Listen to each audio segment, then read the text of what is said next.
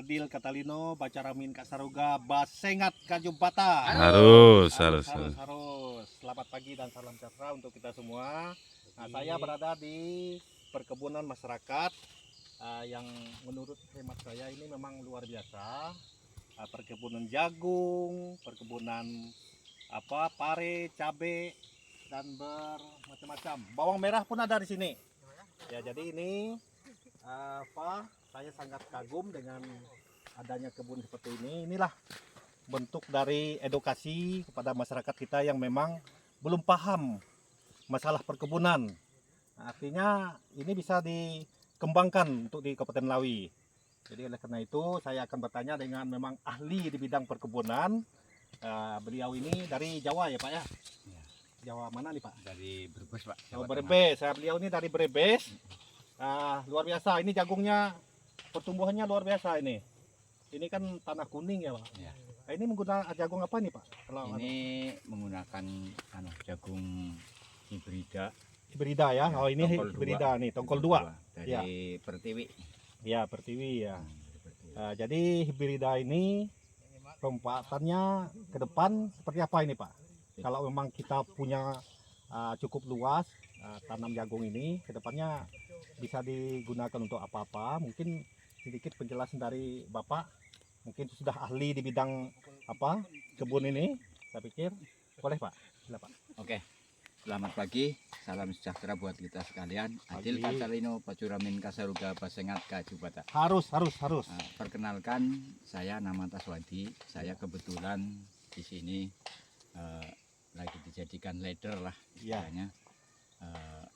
Di Kurnia Raya Pam, di Ya. perkebunan masyarakat di Ya. desa di Dusun Mulung, Ya.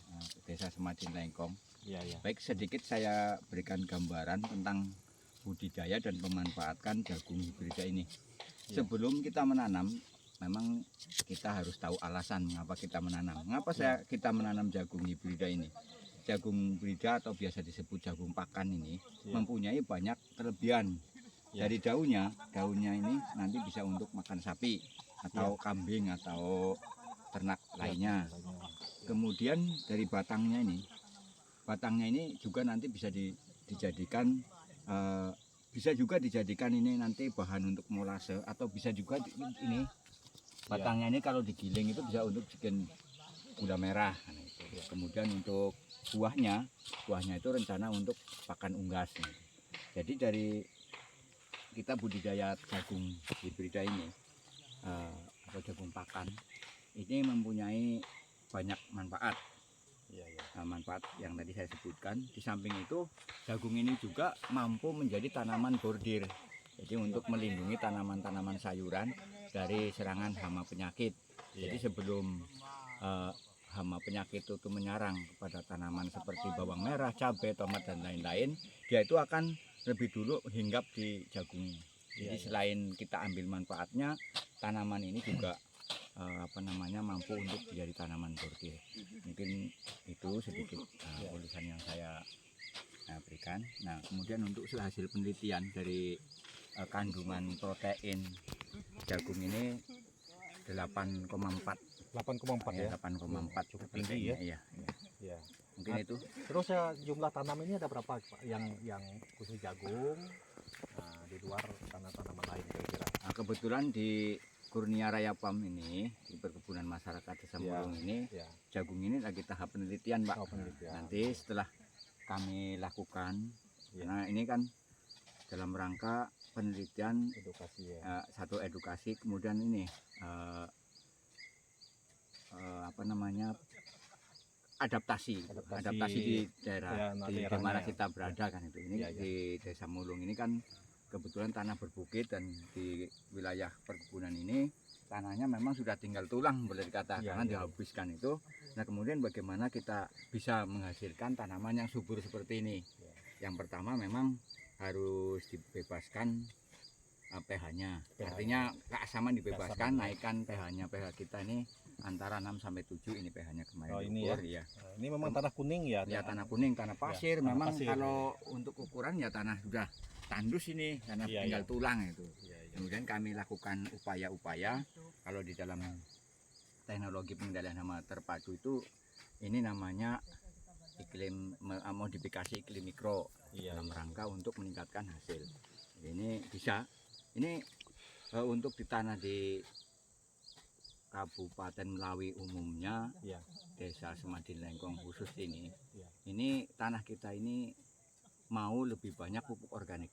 Jadi kalau berdasarkan penelitian yang ada untuk menghasilkan tanaman subur ini, itu diperlukan 1 hektar itu 20 ton pupuk kandang atau pupuk pupuk kandang tai ayam atau tai sapi atau tai kambing atau tai babi atau kotoran manusia bisa, semuanya bisa. Tentu untuk hal ini ada pengolahan yang lebih lanjut. Mungkin kalau misalkan ada masyarakat yang mau mengedukasi kami terbuka. Mungkin ini Pak yang dapat saya. Kebetulan mohon izin Pak ya. Sebagai Bapak yang memang ahli di sini, saya sebagai camat Tanah Pino Barat.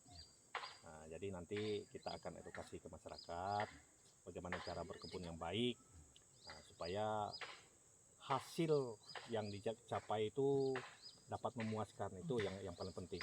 Karena memang situasi sekarang ini memang kita jangan bergelut dengan cari uang, dapat hari ini sekian banyak, tapi sebentar aja yang dapatnya banyak.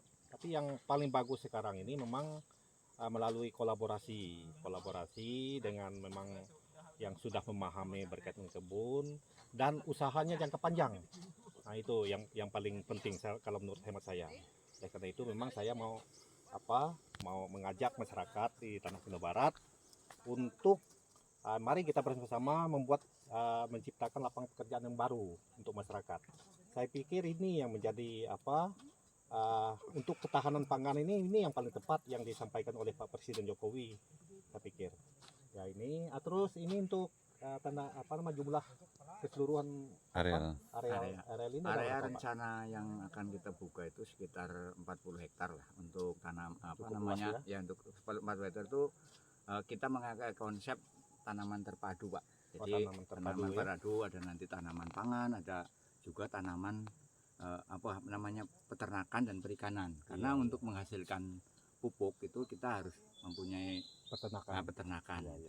Jadi rencana yang kita kerjakan di kebun Kurnia Raya Farm ini konsepnya tanaman terpadu Pak, dengan menggunakan teknologi PHT sesuai dengan Undang-Undang Nomor 15 tahun 90 ya. Itu di situ berbunyi ada untuk menyelamatkan dan melindungi tanaman pangan kita itu menggunakan pengendalian hama terpadu. Kalau tidak salah kalau di Fakultas Pertanian itu satu semester itu ada 1 semester yang membahas masalah itu. Dan alhamdulillah teknologi yang kita terapkan ini ya semakin berbuah bagus lah, artinya bermanfaat bagus. Dan kedepannya saya pun berharap kita petani ini termotivasi, kemudian tidak lagi membiarkan atau melantarkan tanah, karena tanah kita ini luar biasa. Bahkan ini Pak, sekedar pengalaman, saya adalah ekstran Pak di Desa Lengkong Nyadom, Kecamatan Elah Hilir tahun 2010. Nah kemudian suatu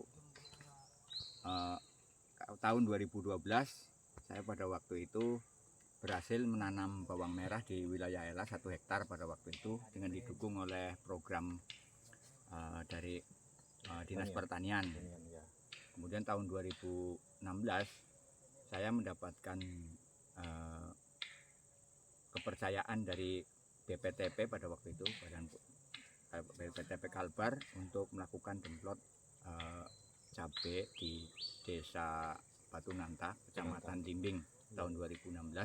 Dan sangat mengembirakan sekali, tanah gambut yang pada waktu itu tidak tersentuh untuk tanaman pangan, dari hasil uji dan dari demplot itu alhamdulillah sampai sekarang, sampai petani kita ini sudah banyak yang meneruskan Pak. Mudah-mudahan ini kami pada tahun ini, mulai tahun 2022 kemarin, kami diajak bersama-sama dengan Ibu Yesi Ya. Kemudian bersama-sama dengan masyarakat Dusun Mulung Ya. ini untuk melakukan pengkajian-pengkajian, penelitian-penelitian sehingga menghasilkan kebun. Alhamdulillah kita sudah panen cabai, panen bawang merah dua kali Pak, cuma masih tahap penelitian.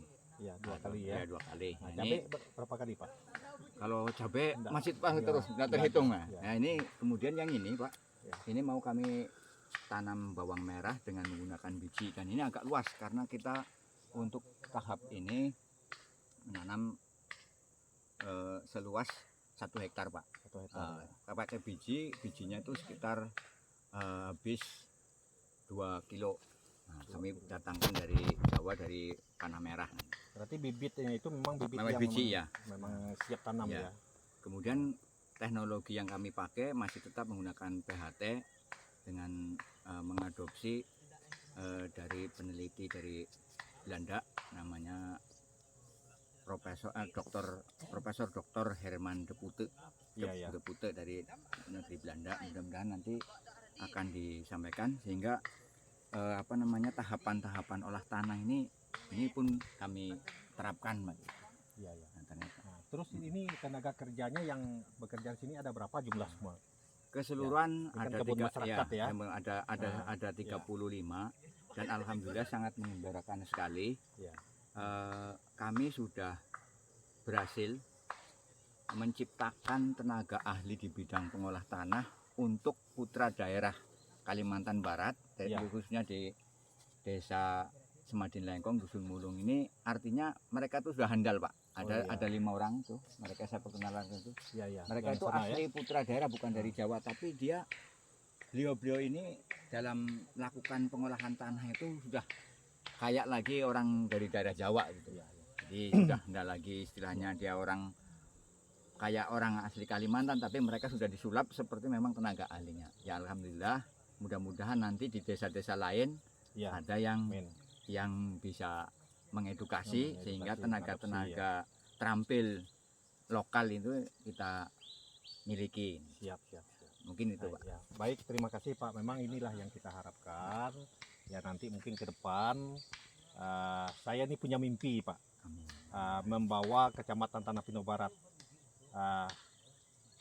Maunya saya itu ke depan ada swasembada, jagung kayak apa kayak.